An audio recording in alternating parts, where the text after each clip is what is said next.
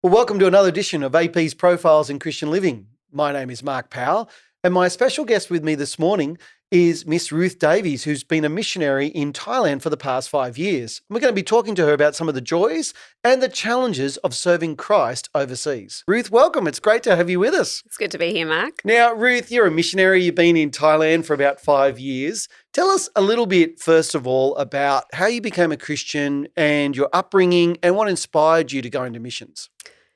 Well, I have been a Christian for a very long time now, since I was probably about 6 or 7 years old. And yet that's been a journey for me of understanding what that even means. So when I was 6, I made a commitment to follow Jesus, and I didn't maybe fully understand that wasn't something that I had to hold on to, that Jesus would hold on to me from that time on. So learning a lot about God's grace has been part of my journey, especially as a teenager, through university, and now in missions, understanding God's grace on a whole new level, serving in Thailand.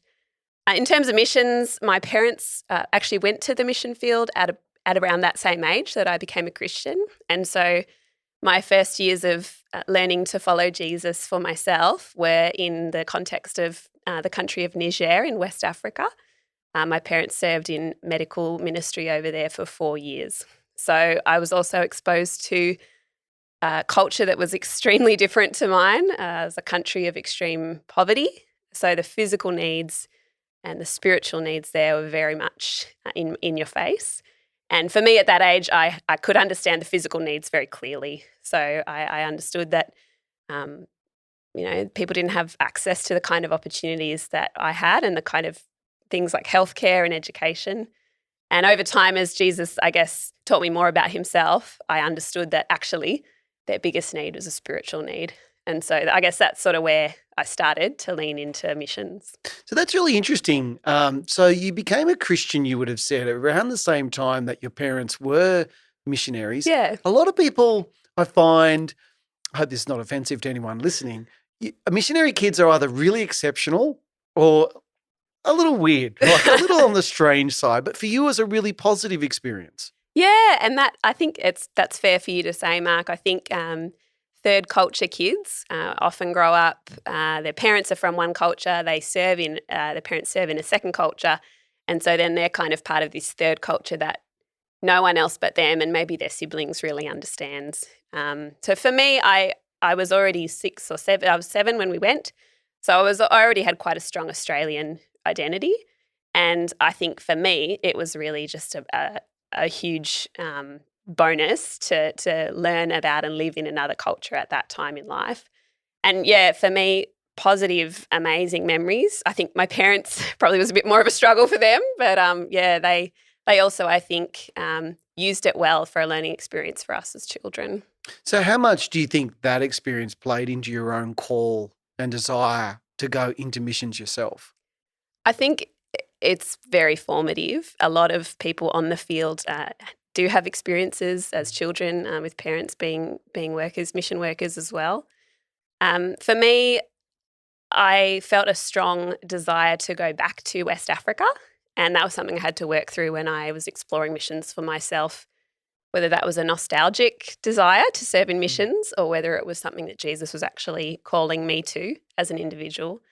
And that's one of the reasons I didn't end up going back to West Africa, was because I realised that I had memories and nostalgic kind of reasons for wanting to do that. But I also think seeing missions happening when you're a child just makes it much more accessible than it is for your average everyday Christian. If my parents could do it, if I saw all these other normal people out there doing it when I was a kid, then I could probably do it too. Yeah.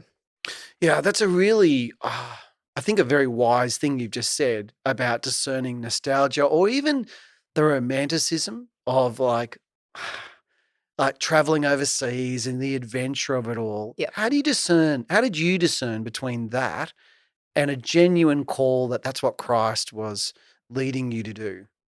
Yeah, and I do love travel. I really do. And so, you're right. There is discernment needed. For me, there was just this real it was really clear to me that I had been given such a great environment to know Jesus from such a young age, and that there are so many people in the world who live and die without ever even hearing about Jesus.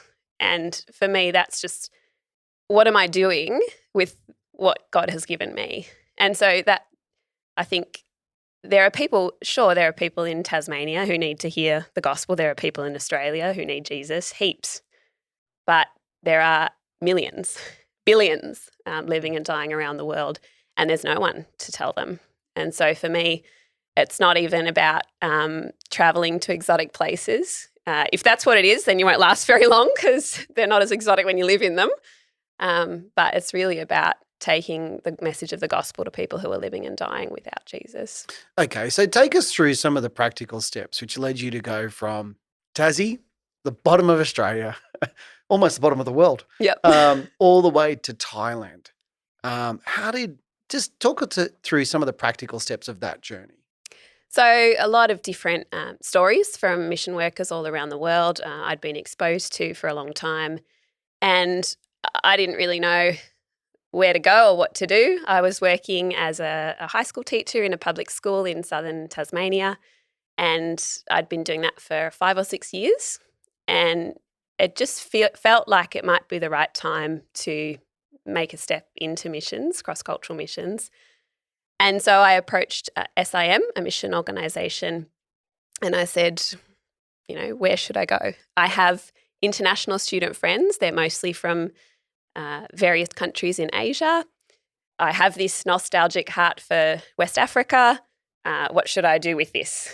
And they said, okay, let's look at who's in your life now, because that's probably what part of what God might be calling you to. And they said, we've got a couple of options in Asia for you. So they presented a couple of different places, and one of them was Thailand. And I did my research. I thought, Phuket, there's beaches, it's beautiful. That's all I know about Thailand. And I did my research and found out that it was less than 1% evangelical Christian, and that, there was lots of opportunities to share the gospel with the people of Thailand. So to go back a step, they made a comment to you, let's look at who's in your life now? Yeah. What did they mean by that? So it's really, I think, important for people who are looking at missions to look at their life now. Like, if you want to be involved in missions, but you don't have any friends who come from a different cultural background to you or from a different cultural context, if you've always hung out with people like you your whole life, then missions is probably going to be a really different ball game for you.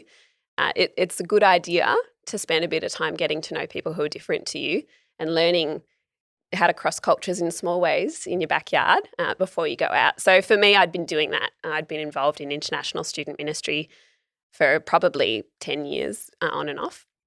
And so that was kind of an experience that I'd already had that prepared me for missions. Wow, that's really interesting, because what you're saying is God was he was preparing you even before you went, just out of your interest in people from other cultures. Yeah.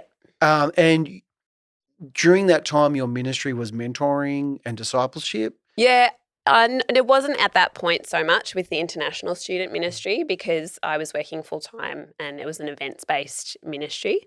But I had a heart to see people grow in their faith, and also just to see people come to know Jesus. So I guess as a teacher by profession, there's always a heart to see people grow and to see people learn. And so that's always been a part of my heart. Yeah. Okay. So you say to SIM, and we'll get to what it's like to work with a mission organisation in a minute, but you say, okay, I'm willing to go anywhere.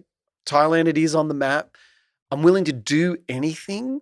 Or did you have particular ministries in mind that you thought, no, I can only go if I'm doing this or this or this? So at that stage, I said to SIM pretty much, yep, this is my skill set. This is who I am. I don't have what people would say is a specific calling to a people group or a ministry. But I did say, I want to learn the language. I want to learn the culture. I want to go in as a learner, and I want to see what I can do in 2 years. Like, I'll give it 2 years and I'll see what happens. And so I said, I'd like to go into a ministry that's already established so that the ministry aspect of it I can do with my eyes closed, and I can focus on learning about who are Thai people, what makes them tick. Do I get along with them? Do they like me? Do I like them? What's the language? Can I speak it? Those sorts of things. So that was really my focus in the first couple of years was I want to go in, I want to learn. Yeah. So what was your experience there? Like, did you get to Thailand and was there a time where you went, what have I done? And you might have even questioned it, or did you just immediately go, this is great. It's better than I thought. I love this. Well, when I had dengue fever in the 3rd month that I was there, there was a few days where I thought, what is going on? But contrary to a lot of mission stories, my first year was actually my best of the 5 years that I've been in Thailand. I was happiest. I felt most, fulfilled in a sense in what I was doing. And I just really enjoyed that process of learning the language, learning the culture. And I think I'm a person who likes structure. So being in that established ministry and being in a language school where I went to school these hours and I did this homework, I thrived on that kind of thing. It was when I got thrown into a pioneering context in a least reached area that things started to get a little bit more difficult. Yeah. Because it is so unmeasurable. Yeah. And right. Unstructured. We were starting from scratch. That's a whole different kettle of fish. Yeah. So tell us, what was your ministry like? What have you been doing in those last 3-4 years? So I joined one of SIM's Faithful Witness teams, and the Faithful Witness project seeks to put multicultural, multi-skilled teams in least reached places, so places where there's not enough, nowhere near enough churches to see that place reached to 10% Christian. So I went there in 2019 and, at that point we were just looking for anyone who might be a language helper for anyone who might arrive. We were looking for students who might want to come to my house and study English with me. We were looking for a building that we might be able to rent to have like a hub for our team. And we were waiting for team members to join to grow that team. And in some ways, 4 years later, it still feels like we're doing a few of those things. But we have actually made a lot of progress, and we have a team there now of about 20 adults serving in that place. So our brief is church planting, but what that looks like in different contexts is not exactly what you would think it would look like in Tasmania. I've heard to a lot of people, I've heard this from mission organisations themselves. A lot of people return home because of conflict with other missionaries. No. Yeah, apparently it's a thing. Is that, how much do you find, obviously, I'm sure yes, Mark, I've had a lot of conflict with a lot of yeah, and you'd be very easy to work with yourself, right? Oh, sure. Yeah. I remember Spurgeon saying, if you find the perfect church, leave straight away because you'll spoil it. Yep. But how much do you feel like that is actually part of the challenge of serving Christ on the mission field? Is that as challenging as many people say? At least as challenging as people say, and maybe more. Yeah, it's a reality of working with other believers, and especially when you come with such high hopes of how you're going to change the world and you're going to help people know Jesus. And when that doesn't work as you expected and the people let you down, I think it can be really challenging. Personally, my most significant conflicts have come with a Thai colleague, and that's been hard because we have a language, barrier there as well that can create miscommunications, which is another cause of conflict. But yeah, all the people that I've seen leave, there has been an element of conflict in that for sure. Yeah, it's a hard thing. Yeah. Yeah. I mean, that's ministry, isn't it? No matter what context, Yep. but I could imagine it's heightened all the more when you're cross-cultural. You're away from support, from family. So can I ask you a personal question? How do you deal with loneliness? And particularly because you're a single missionary. Yeah. What's some of your coping strategies there? Well, first one is denial. Which is not a river in Egypt. So in 2021, I was the only foreigner on my team for about 12 months. and living in a place that was during the COVID kind of aftermath, and living in a place where there was no other foreigners from any other organisations as well. So by that point, I had some Thai, quite good Thai, so I wasn't lonely in the sense that I had people around me that I could talk to.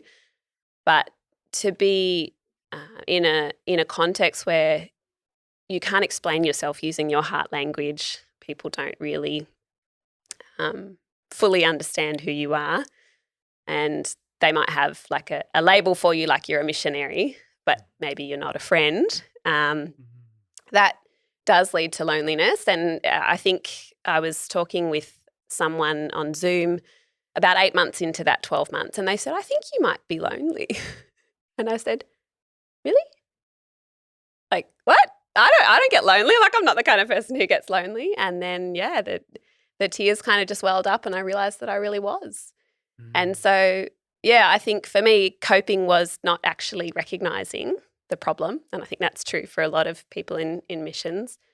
And once I realized that I was lonely, just going to God and saying, you knew this the whole time, but I didn't. And how can we work through this new information for me?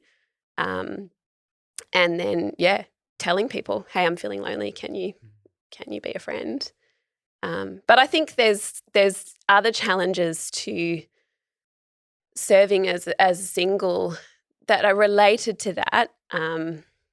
Talking to the wrong people about things because you don't have a person who's sort of your person to talk to. So when I was there by myself, talking to a Thai friend about my challenges with Thai culture, that wasn't the right thing to do. But there was no one else in the context who would understand. What about with Zoom and technology the way it is today? How important is staying connected to family back in Australia, your home church? Is that part of a strategy that is effective? Yes, and it's also a huge risk that we stay too connected with our home culture, and we don't actually dedicate enough time and emotional availability and energy to our field context. So it's really important to strike a good balance with that. I'm really blessed to have a core group of friends and Sending Church who keep in regular contact, and that's really important. But one of my favourite emails that I got from a friend back here was she was standing in the kitchen cooking or something, and she just sent me an email saying, this is what's happening in my house right now. And it wasn't like, oh, hi, Ruth, how's it going in Thailand? Like, you must be, how's the weather? Or, it was just like, here's a 5-minute snapshot of my house right now. And that actually was, I really loved that. Why? Because it was like I was with them back here for 5 minutes. And that was just really lovely, because just normal life with normal friends, not the missionary, tell me about your ministry. Like, sometimes I just don't want to talk about that. Yeah. You just want to be real. Yeah. Be a person. Yeah.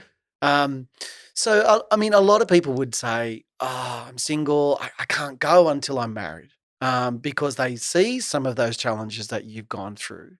What would you say to people in that situation, or maybe in the opposite situation? They go, I've got a young family and I can't do what your parents did and take my young children. How do you discern with wisdom when's the time to go? I think there's never a right time, but at the same time, there's never a wrong time to go. So if you don't go now, you'll find another reason not to go tomorrow, and then there'll be another reason not to go the next day. And like you say, a single might say, I can't go because I'm single. A young family might say, I can't go because we're a young family.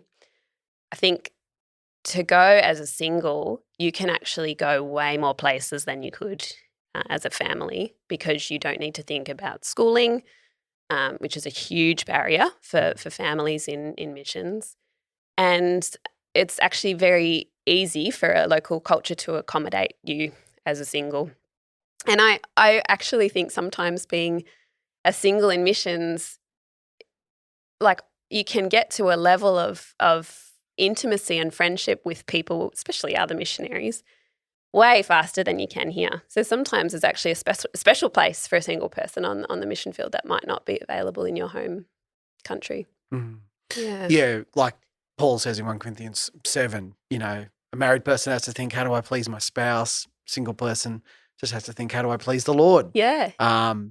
So, okay, what's been the focus of your ministry? Because I hear that you've been doing a lot with discipleship and mentoring. Can you talk about what shape that's taken? Yeah, it's funny, and this might be part of the tie in me. It doesn't have a very clear shape. So I another way of talking about that in missions would be partly it's about mobilizing as well. So working with young people, local people, in terms of like discipleship, and then with people coming from different parts of the world to Thailand to explore missions, really just getting alongside them for a while, exploring the Bible with them, exploring their heart for missions, and then, just encouraging them to pursue whatever the Lord's calling So them you've been to. doing things with other. Yeah.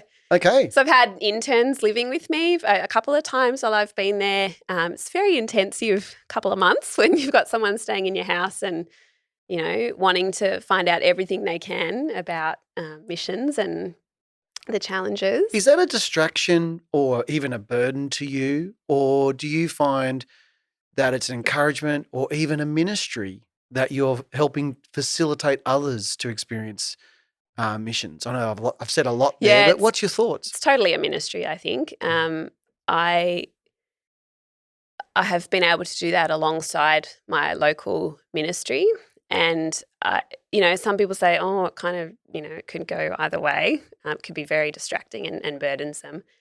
But I sort of think, like with anything, if you trust God and step out, God will send you the right people for the right times. And even in the midst of being quite lonely, to have like a really enthusiastic young intern from the north of Thailand come and stay at my house for 2 months, like that's just amazing. And especially if it's a Thai person. I had a girl stay with me from a Bible college in the north of Thailand last year, and it's this year actually. Having her stay, like we just have this really special big sister, little sister kind of connection now that will always be a part of her experience of getting into missions. She's the only girl in her whole class at college that's interested in missions and not church pastoral ministry. Wow. So to be able to sow into her life, I think is a really amazing opportunity. Do you think it's part of God's answer and provision for you too with loneliness? Yeah, totally. And it's a purpose that has kind of formed that I didn't go over there with that goal to be involved in that.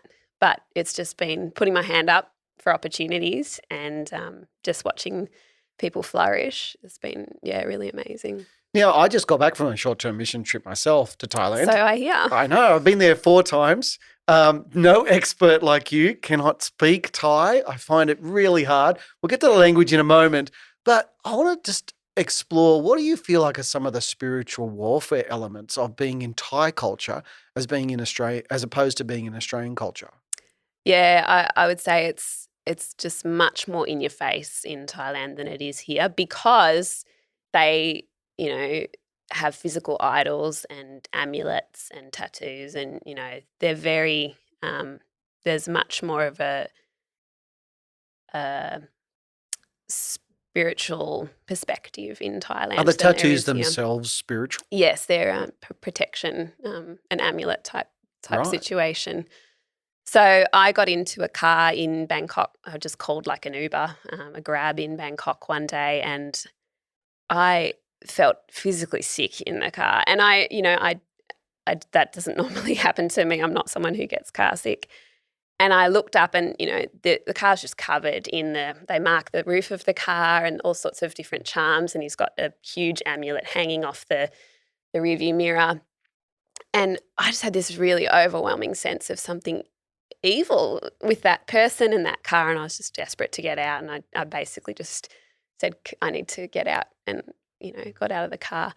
I don't think I would, if I felt bad in a car in Australia, I'd be like, oh, that's a creepy person. Like I wouldn't think there's a spiritual darkness here. But living in that context, God's kind of opened my eyes to some things that I would never have assumed were spiritual. that really are. And you have to be careful with that. You can't, I think it's dangerous to over-spiritualize everything because sometimes, God might, you might have a car accident and that might be God's wanting to show you something through that. It might not be, like an evil spirit experience. But yeah, it's definitely eye-opening to live in a culture where that's much more spiritual. One of the challenges we face as a short-term team, particularly where we were at Chengdao, where there's a huge mountain, and inside the mountain are all of these Buddhist shrines dating back hundreds and hundreds of years. There seems to be almost a religious tourism in Thailand. What's your thoughts or advice for people, particularly Christians, traveling through Thailand, visiting shrines? Is it just a nothingness? Is there a spiritual element there to be aware of? What's your advice? I know people who won't go into temples for spiritual reasons. I think it's got to be a personal choice about what your conscience is telling you and what you feel the Holy Spirit saying to you. And if you do feel upon approaching anything that you shouldn't do it, then you shouldn't. You should listen to that.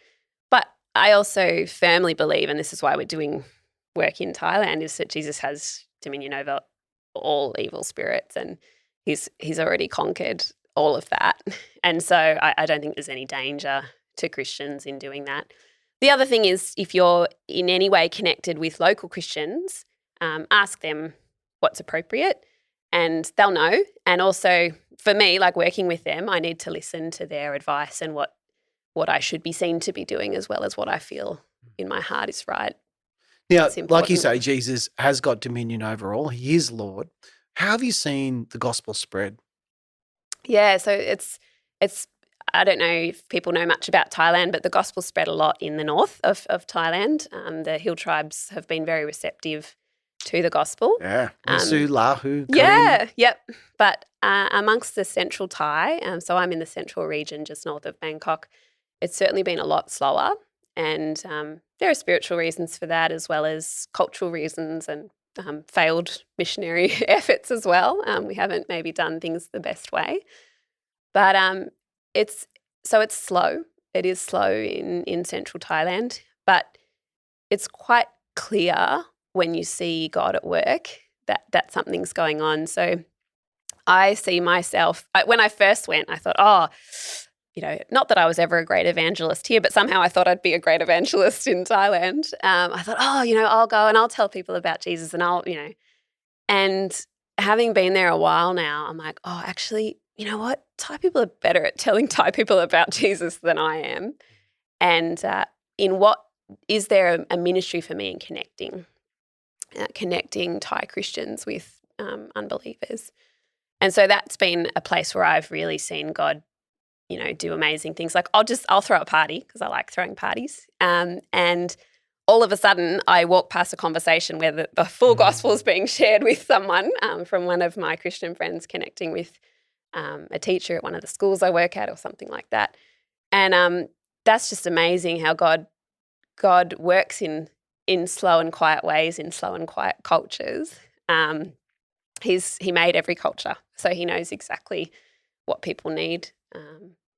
There's a number of fascinating questions I've got to ask you there then. First of all, how can we as foreigners, Falang, right, help Thai people? What strengths does the West bring?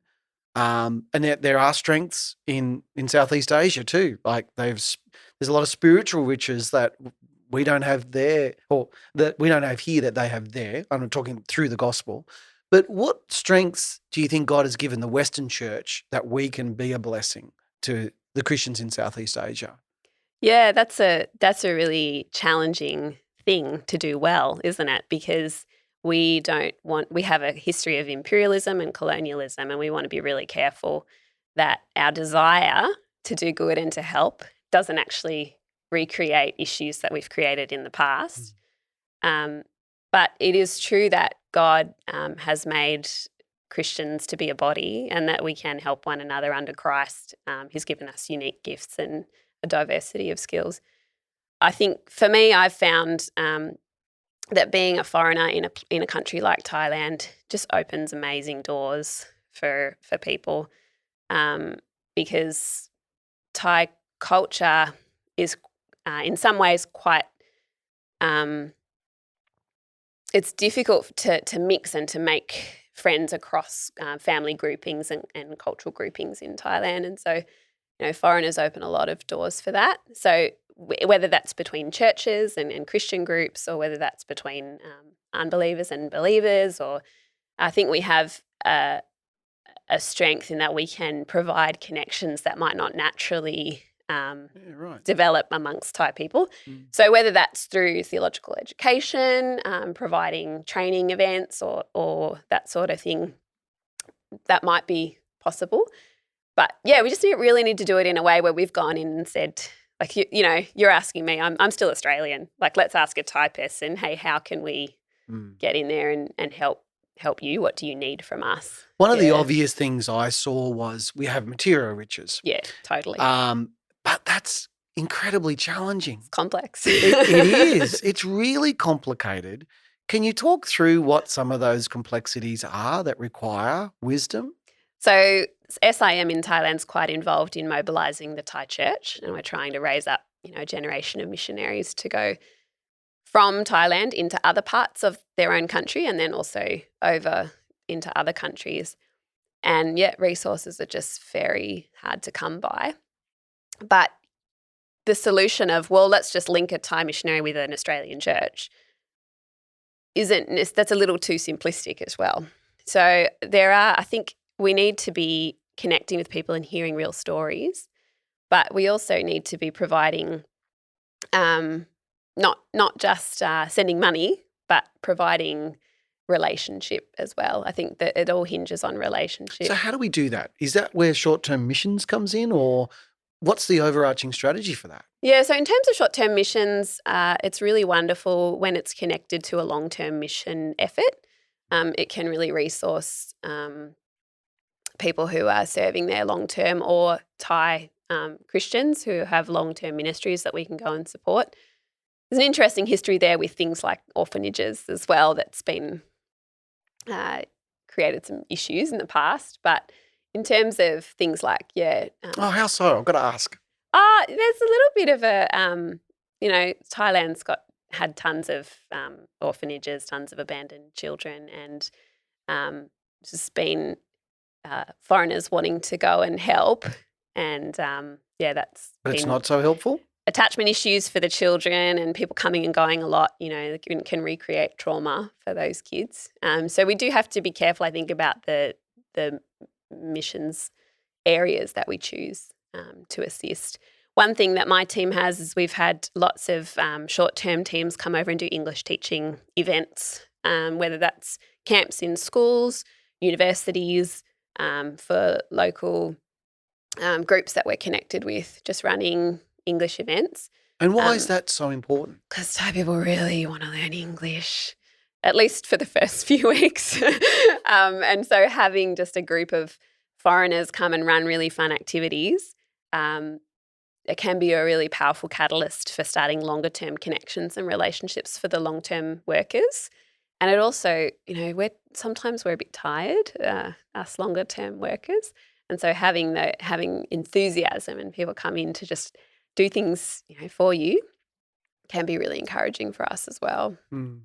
So things like English teaching or running events can be really, really helpful from a short-term So you touched on this before. You've already talked about orphanages, and you make a really good point about the relational and even the trauma that can be exacerbated because you come in, you think you're helping, but you're actually hurting. Yeah. What other strategies do you think have not been as effective? That's a And it's a spicy curious question, Mark. Well, no, I'm just curious that because you mentioned it before. You said, some of the things we did were not as helpful. Yeah. What? I don't want to, discourage any effort because I think it was all done in good faith. But I'm aware at the same time that certain strategies have been better than others.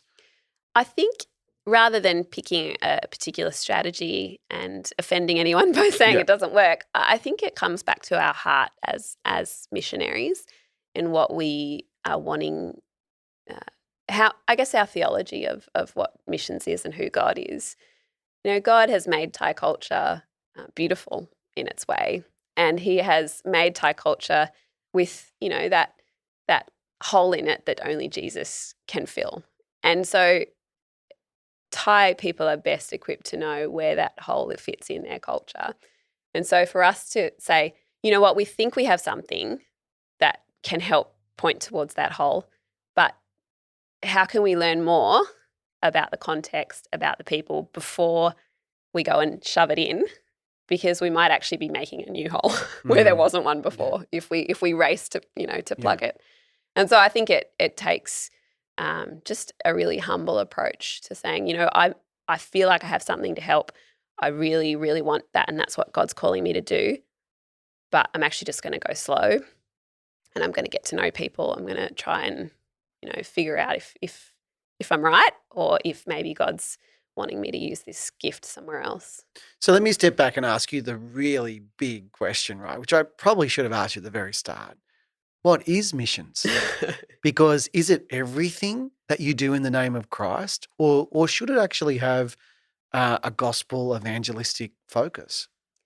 Yeah, I don't like the word missionary and that identity, because I think it feels like a career. It feels like a career choice that you make, and you go into it and then you do whatever a missionary And you're does. the missionary. Yeah. Right. I think people who are involved in missions are really just regular Christians who have a real heart for evangelism and discipleship, and who have maybe a particular interest in crossing cultures, who have an understanding of the Great Commission that involves, going away from my home culture and what I'm comfortable with, and doing something, over there, wherever that might be. It might actually be the next neighbourhood. So Sim, my organisation, has started a new ministry called Across in Australia, which involves working with immigrant communities, migrant communities and refugee communities here in Australia, crossing cultures, but still within Australia. And I think that still falls under the umbrella of missions. But I think there's a danger in saying that all evangelistic efforts are missions, because then we forget about people living and dying without ever hearing about Jesus, because I'll just talk to my neighbour in Australia. So you make a really interesting, I guess, assumption there, which I agree with, by the way. But I'm intrigued to explore this question, because I know, and that is, what happens to those that have never heard? Or as Neil Chambers, the lecturer at SMBC, used to say, the lost are the lost truly lost. 100 years ago, a lot of the motivation for missions was, if I don't go, people face an eternity without Christ. Do you think that's changed in terms of motivation for missions generally, or how important do you think that is for being a motivation for mission? I definitely think we need to take ourselves out of that equation. God will reach the lost in whatever way He intends to do it, and He may use us and He may not. But I do think that Jesus' heart is for the lost, and He left the 99 to go and find the one. And I think that if we claim to follow Jesus, then we should have a similar heart for those who have the least opportunity to hear about Jesus. And also, the longer that I've been in missions, the more I think to walk alongside those few believers who are battling it out in places like that is really important too, to show them that they're part of a larger body of Christ that is praying for them, and to bring prayer into those places. I've got heaps of prayer flowing into where I serve because I've gone. Prayer that otherwise, there's only less than 500 believers in that province of 1 million people. There might be 500 more people praying for them now because I'm there. So I think that's really part of it as well, is just being obedient, being faithful, and following Jesus' heart for the lost. God doesn't need us. Yeah, can you explain what you mean by that? That we've got to take ourselves out of the equation? I think the part of what you were talking about before with strategies that haven't worked in missions, I think, is the kind of savior hero complex. And that's really hard for missionaries, because we do go with a real heart to help and a real heart to to be used by God to save the lost. And being there, I think, for me, has been a real process of learning that God's saving the lost already. He was doing it before you arrived. He'll be doing it after you arrived. But you do have a unique place, and he's called you there for a unique time to be really actively and genuinely involved in his saving work. And that's a huge privilege. So I wouldn't say that we shouldn't go because God's doing it anyway, but I would say that we go knowing that God is sovereignly working out his purposes, and that we get like the absolute privilege of being part of God's work of glorifying himself and saving a people for himself. Like that's amazing. Yeah. Yeah, it's a really important point you make, and it's a very self-aware point that you're saying.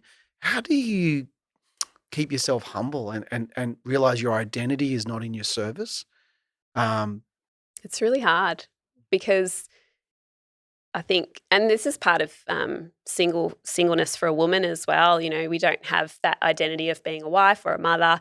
It's really hard not to put our identity in our work, and I think it's probably a lot of men probably have that issue as well. I don't want to assume, but no, it's a pretty safe assumption. And so it is really it's our naturally legalistic tendency and heart to want to earn something, for myself or to boast in it. Yeah, to have something to say, this is my success, this is what I've achieved. And certainly for me, where God really taught me a lot about this was when I was there by myself. I had a team that had fallen apart, they'd all gone home, and I was waiting for a new team to come in the future. And my purpose was just to physically be present there, like in between time. And that was really humbling. And especially because of COVID and we hadn't been there very long, we didn't have a lot happening in terms of ministry, doing busy work. And I was like, to just be, and for that to be the necessary thing and the obedient thing was really challenging for me because I like to do. So, yeah, learning, I think that's important for all of us as believers, whether we're in missions or not, to be present, to be in relationship with people, and to be able to put tasks down and to put achievement aside and to just dwell, in God's presence and yet be faithful in the work. It's hard. Personal question, if I can. How do you keep yourself spiritually energized and, growing as a disciple yourself? What's been some of your strategies there? Or I don't want to make it legalistic. I follow these disciplines. Yeah. But what's been your approach? I've been keeping journals more than I have in the past while I've been in Thailand. And I've actually been trying to digitalize them at the moment. So I've been reading through some of them and just actually reflecting on the word. So being in the word, being in God's word regularly and spending time to reflect on it, and then to link that with my daily kind of challenges and experiences and have it speak into that. Almost at least once a week, one of my entries would end with, God is so good to me, or God is so kind to me. And I think if you're looking for that, if you're looking for God's goodness and kindness, you see it straight away. If you're looking for his, discipline or, how he's making things hard for you, then you'll see that too. And I think just expecting God to be kind to you and how are you being kind to me today, God? It's kind of like practicing gratitude, but Christianized version. But you really do see it. And I think that's been really important. And, I'm turning into a classic missionary. I listen to a lot more worship music than I used to. But I do find when you can't sing in your own language with other Christians, for years on end, that's really important to be able to. Have there been any particular passages of Scripture that have been especially precious to you? So I'm part of this faithful witness team, and it's not a passage, but it's a name of Jesus, that Jesus is the true and faithful witness. And that's been really special to me because it reminds me that no matter how faithful I am in my witness, I'm still the junior employee here. Jesus is faithfully witnessing to the people of Thailand, and he's been doing that, like I said, before I came and after I leave. And to just to try to follow him in that is much easier because we have the model and the mentor and the disciple maker. To follow him in that is much easier than trying to create what it looks like for you. Okay, so just 2 more questions to wrap up. Yep. First of all, we've talked about how you've known that you were called to go. When do you know it's time to come home? If I had an answer to that, I would probably have a clearer picture of my future. I think. But it's important because how much of it is just persevering through really hard times? You feel like giving up, but you just got to keep going. And then how much of it is, oh no, I think the season's ended? There are lots of questions. I have lots of questions about that, and I've been asking different people who've been in missions how they make those kinds of decisions. I think a lot of people stay because they don't know how to leave. I think a lot of people stay because they don't know what they would do if they weren't in missions, perhaps even beyond when their ministry has been really fruitful. And then there are people who leave because they didn't persevere and maybe should have or could have for longer. And, people leave for all sorts of reasons. But in the end, for me personally, I think it comes down to that communion with God and knowing what God's saying to you at the time. And so for me, like just staying close to God, I'll know, I think, when it's time. Just like I knew when it was time to go, I feel like I'll know when it's time to leave. But also just being really conscious that it's not, it's an obedient decision. So if God's calling me to stay and I leave, then that's disobedience. What do you know now that you wish you knew then? I think a lot of what I've been sort of talking about is about this, going to receive. So I went to give. Like I went to Thailand and I in the beginning to see what I could give to people. And I've received a lot more than I've given. I think about that passage in Luke about, anyone who gives up homes and fathers and mothers and sisters, children for me and for the gospel will not fail to receive, a lot more than that in this life and in the life to come. Now I've learnt a beautiful language that I really love and I'm able to communicate with, 70 million people that I would never have been able to communicate with before. I had the opportunity to talk with a Thai person here a couple of weeks ago and she's gone and read all the Gospels since then and she's really interested in Jesus. I've made beautiful friends with people who are really different to me and that's stretched me in ways that have just been really hard but really good. And I've actually grown a lot closer in some ways to people here because they've been so engaged and invested in cross-cultural mission. I've gained just a lot. And I've lost things, but I would say that to go expecting God to use you is really important, but that part of that might be using you in your weakness and teaching you things along the way. Yeah. Okay, last question. What do you wish the church in Australia or in the West knew about missions? Or what do you think is the most pressing need they need to know about missions now? That it's still necessary. I think there's a bit of a culture in the church now that local evangelism is the priority and cross-cultural missions. Most of the prayer groups that I go to are the average age is, old. And they're very faithful and I love them. But the church is autonomous in lots of ways in traditional receiving context, countries where missionaries have been in the past. There might be an established church, it might be autonomous, but it is still very small and it is still a minority.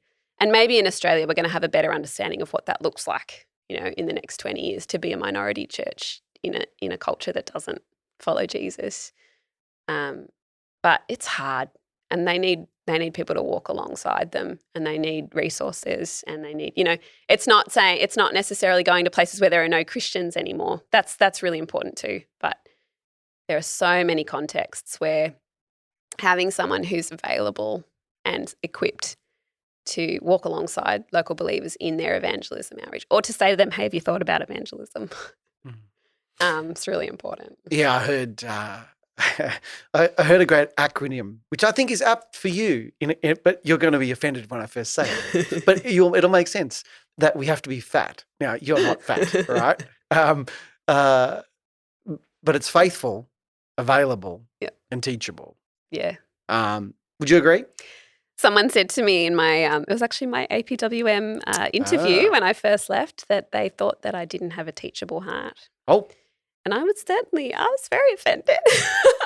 And then in my offense. Was it true though? Well, in the middle of my anger and offense reaction, I thought, oh, would I be reacting this way if I did have a teachable heart? So I think I did on one level, but it's grown a lot in that time. And if the Australian church and our missionaries who are going out went out with genuinely teachable hearts, I think that we would. Yeah, and it seems like that's something impact. the Lord's really developed in you. She was a prophet, I guess. Breaking you down to rebuild you up. But it is, I guess, one of the really, really important elements is, and you highlighted this earlier, that you got to learn not just to come in and intrude, but to have the wisdom to see what's going on and why. Yeah. It's really about humility, isn't it, at that point? And it takes a level of commitment that my generation struggles with. And I think, to have someone who's going to be in missions for 30 years now is pretty rare. I've been it for 5 years and I feel like an old person in missions. But it does take a level of commitment, 3 to 5. Give it 3 to 5 years instead of 3 months. Just try it and see what you might learn. And then you might actually be able to contribute something. And I guess just one final thing, I know I said that before, but it's not like you have to have it all together either. We're all works in progress. We're all growing. But there does need to be I would think, a standard of maturity before you go to, like if there's big issues in your life, they need to be addressed before you go. And your organizer, if you approach an organizer, and I recommend to go with an organisation. Yes. And they'll tell you that if there are things that you need to work on. And like I said, they're looking for things like you actually have relationships with people from other cultures, and you actually have a background of serving in your local church and stuff like that. So I know, and that's something you were mentioning before. You found your experience with SIM really positive. Yeah. And you just mentioned APWM as actually being a really helpful process as well. They are good things to be a part of. Yeah. I 100%, people who go without organisations, not only do they run into practical, hurdles and challenges, but in cultures where reputation is really important, to be able to go with a name behind you, with, years of experience of missions. Like why would you go fresh when people have been doing it for 100 years? And you can tap into that wisdom. So I just think, don't be crazy. Go with an organisation, and the support that they provide is really amazing. Yeah, I was struck by that. Being in Thailand, it's such a hierarchical culture. Oh my goodness! And my son was just saying very recently, who had gone on missions with me, he's like, Dad, you were like a superstar there. You were like Pastor Mark, And so, it was really strange to sort of. I don't get any level of respect. I think if people might be the grey hair, Mark. Well. That too, yeah. See, it does come in handy. But look, thanks so much, Ruth, for joining us. It's been fascinating to hear your story, and may the Lord continue to bless you as you serve him, hopefully for many more years in Thailand. It's great. Thanks for having me, Mark. Well, this has been another edition of AP's Profiles in Christian Living. I hope you've enjoyed this episode as much as I have, and I look forward to seeing you next time.